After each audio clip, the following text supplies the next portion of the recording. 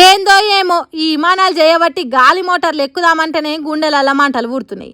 భూమి మీద అంటే ఎట్లనో అట్లా ఓ తీరుగా బయటపడే ఉపాయం చేయొచ్చు కానీ ఆకాశంలోకి ఎగిరినాక అట్నుంచి అటే పోవుడు తప్ప ఇంకోటి ఉండదు.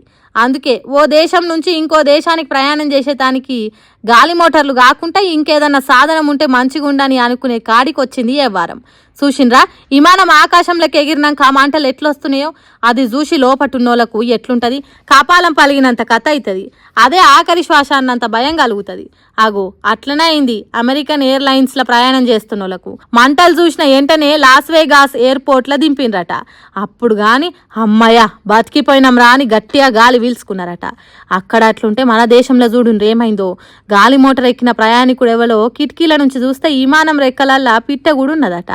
అట్లుంటే గాలిలోకి ఎగిరినాక గాయ అవుతుంది, మంటలు అంటుకునే పని మొత్తానికే మోసం జరుగుతుందని ఫోటో తీసి విమానంలో ఉన్న వాళ్ళకి చూపెట్టిండట. దాన్ని విమానం నడుపుతున్న వాళ్ళకి చూపెడితే మంచి పని చేసిండ్రు, ఆ గూడు తీసేయాల్సిందే అనిగో ఇట్లా పనోళ్లను పిలిచి క్లియర్ చేయించిండ్రు.